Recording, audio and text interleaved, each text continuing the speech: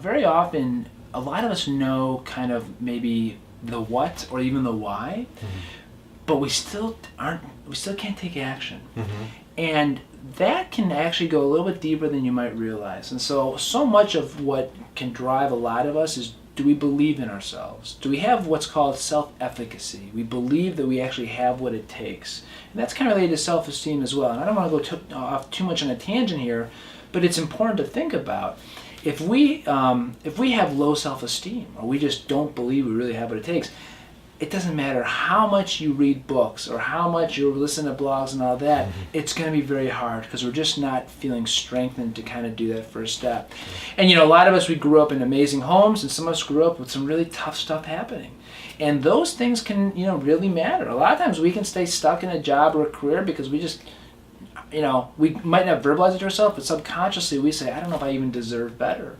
Or, sometimes we can have an authority figure in our life, or a boss that can kind of remind us of an authority figure somewhere earlier on the road. And there's a lot of transference things that can kind of happen.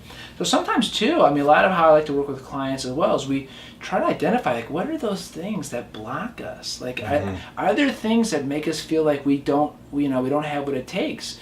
And we have to really be honest about that, and if so, why? Where did that start? And how can we begin to kind of heal from that? And it could be something as simple, and I say simple, and it's not, but growing up with someone who told you that you might never amount to anything.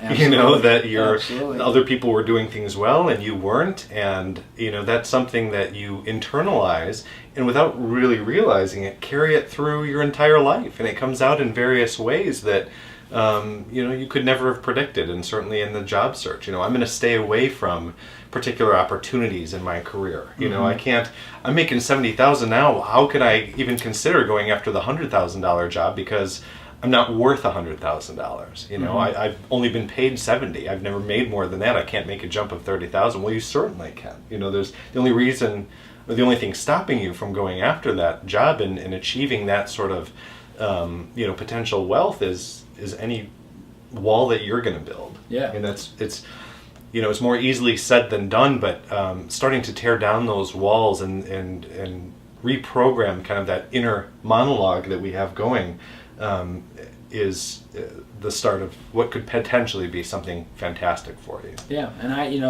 I do workshops, and there's a lot of people that might be in that workshop, and part of what's going on is we're thinking about making changes in their work and in their career, and we kind of go through a lot of the things such as shame or feeling codependency, or was there some sense of deep loss growing up. And so it's just all to say is that if some of those things happen, that's okay. Just like there's nothing wrong with getting a coach. You should get a coach. Sometimes there's nothing wrong with getting a counselor for a little bit to explore some of these things, because they do matter and they do affect us, and we can't pretend like they don't. And so so again, it's this kind of like whole person type of venture here when we're going into new careers.